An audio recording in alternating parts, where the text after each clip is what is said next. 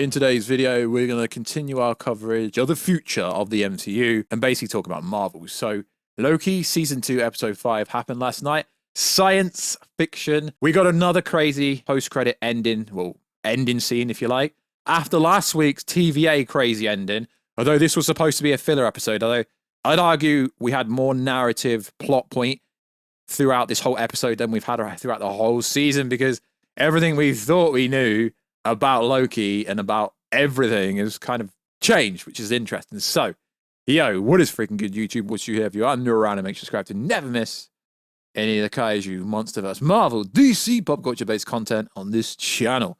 So if you could subscribe to the channel, let me know down below. Is it confirmed? There's no point saying spoiler warning that Loki is He Who Remains, or is Loki Beyonder, or is Loki Molecule Man, or is Loki gonna be Doom?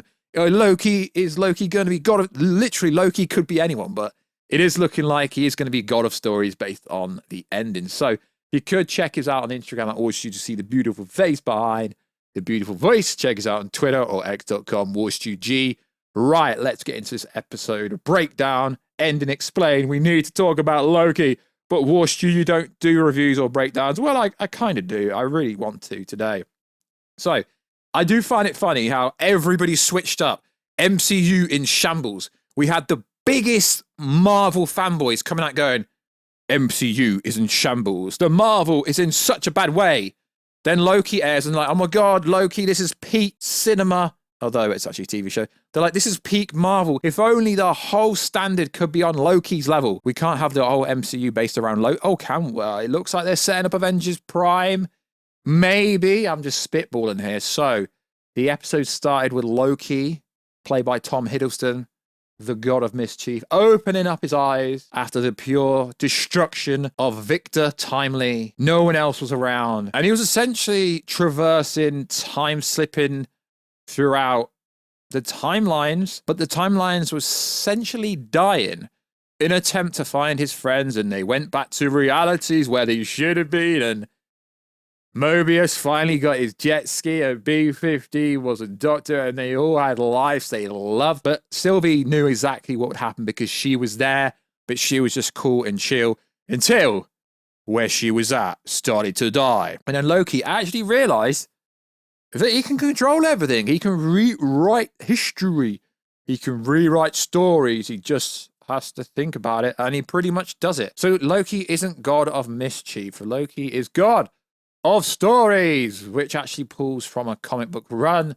I don't know enough about the comic books to actually tell you what happens there, but I'm sure a better YouTube channel has already covered this in much more depth. But it does set up what Warstu told you, based on leaks that are on Reddit, that it looks like Loki could be at end of the time at the end of episode 6, and he could be He Who Loki's maybe. But this doesn't mean Loki's 1000% in control of what is going on. He either could be He Who Loki's, or Loki could be controlled by He Who Loki's. But it does look like the image that had Loki at the Citadel at the end of time. It does look like that image has been confirmed to be true, which is interesting because the episode ended with Loki going back to just before Victor Timely blew up or got teared to pieces at the end of episode 4, which was the heart of the TVA. So I don't necessarily think this is a massive game changer, but it is for Loki's storyline because now Loki is more than a god. He's always been a god, but the fact that he can rewrite and basically do whatever he wants now does basically mean Kang is absolutely no, it doesn't really mean that, but I think the way this season's going to end now, I don't think Kang is actually going to be that relevant.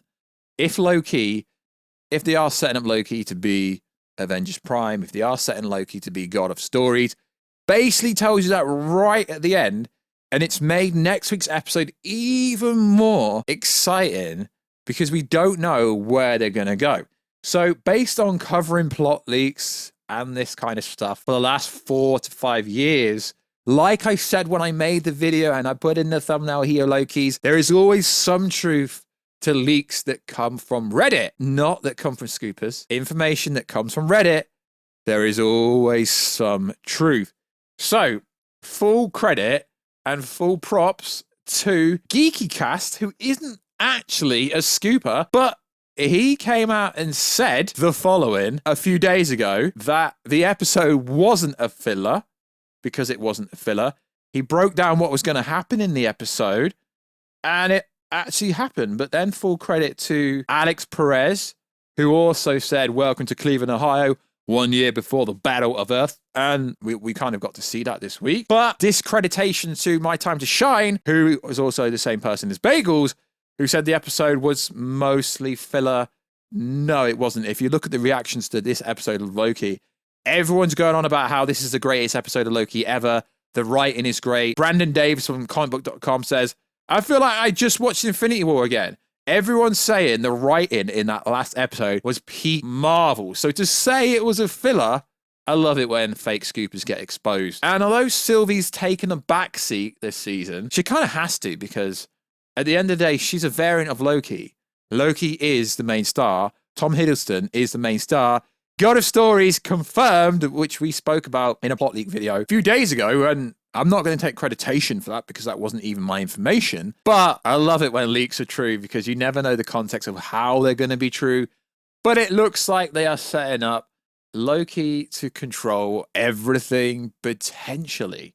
So GeekyCast posted this on the 27th. B-15, a doctor. Casey, a prisoner. Mobius selling jet skis in Cleveland. Next episode, it's hectic. We'll go through the timeline and find out what they were doing before they were taken. And mind wipe. Okay, that actually happened. Now, GeekyCast is not a scooper, but he's more credible than all of them. What he generally does is he keeps track of what all these fake scoopers say, and if they're wrong, he calls them out. So pretty cool that he got his information right, and it wasn't a filler, and it's set up the finale to be freaking dope. So next week, Marvel fans are eating good. Not only do we find out that Loki's going to be at the end of time at Citadel, but is Loki going to be Doom? Is he going to be the Beyonder? Is he going to be the Molecule Man? We don't know where exactly they're taking the Loki story, but the God of Stories is going to be a pinnacle part of whatever they're doing with Loki, because he literally rewrote whatever he wanted to right at the end of the episode when he learned how to. Not only that, we also get The Marvels. Comes out next Friday at the box office, at the cinema.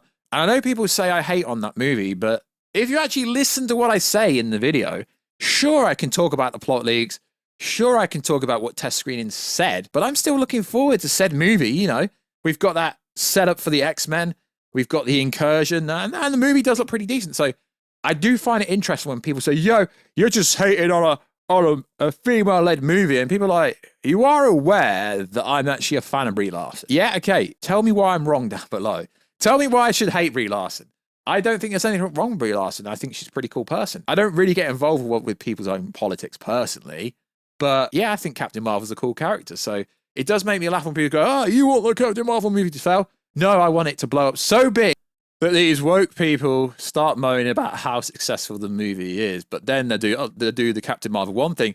It didn't really make 1.1 billion, which is interesting. So also, the way this episode ends, Alex Perez is pretty much one of the few scoopers I believe. If you go, I'll pop it up now. So on November the 1st, he said, don't be. If they want to completely dump Kang and his variants at the end of the Loki season 2, sets them up just for that. So all this controversy coming out from the Variety hit piece literally says they can get rid of the Kang storyline if they wanted to.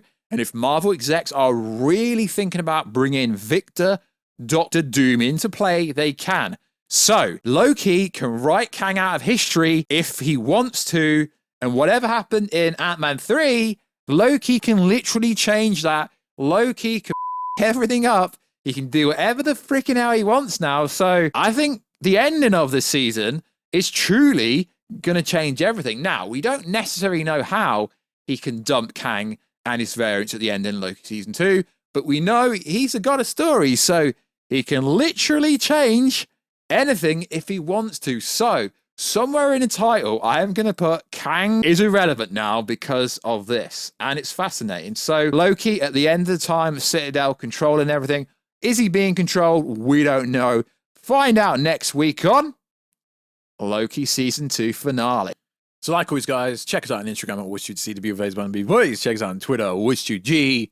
And I will catch you in another video, guys, very soon. Catch you later.